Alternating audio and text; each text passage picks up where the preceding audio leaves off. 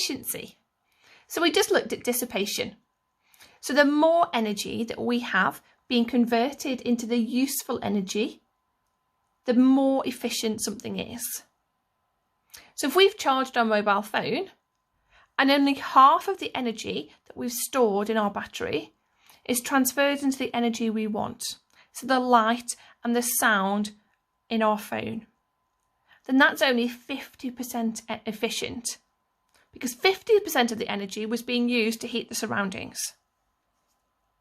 Now, we wouldn't want to buy a phone that was only 50% efficient, because for the length of time it took you to have a full charge on your battery, half of that store would be completely wasted. And you're wasting 50% of the money that you're spending charging your phone. So efficiency is really, really important. And we can take efficiency into account when we buy products. So if you go to buy a new washing machine, it will have an efficiency rating, which tells you how much of the energy that's put into it is converted into the useful energy. And we can do that through this equation. So efficiency equals useful output energy in joules divided by the total input energy in joules. So a question. An electric motor is used to raise an object. The object's gravitational potential energy store increases by 60 joules when the motor is supplied with 200 joules of energy by an electric current. Calculate the percentage efficiency of the motor. So we need to use our equation, which is, so efficiency equals useful output divided by total input.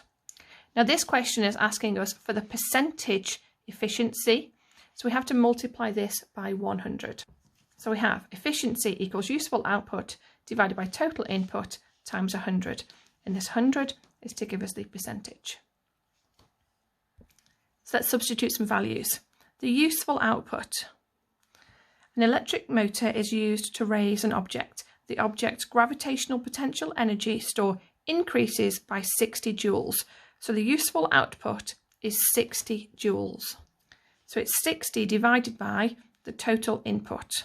So an electric motor is used to raise an object. The object's gravitational potential energy store increases by 60 joules when the motor is supplied with 200 joules of energy. So this is 200 joules. The total input is 200 joules. So we're left with 60 divided by 200 multiplied by 100. So we're going to do this first. 60 divided by 200 is, so we have 0.30 multiplied by 100, and that is equal to 30%. Now we can make machines more efficient by reducing the amount of energy they waste. So we might lubricate parts to reduce the friction between them. So we're reducing the amount given off as heat energy.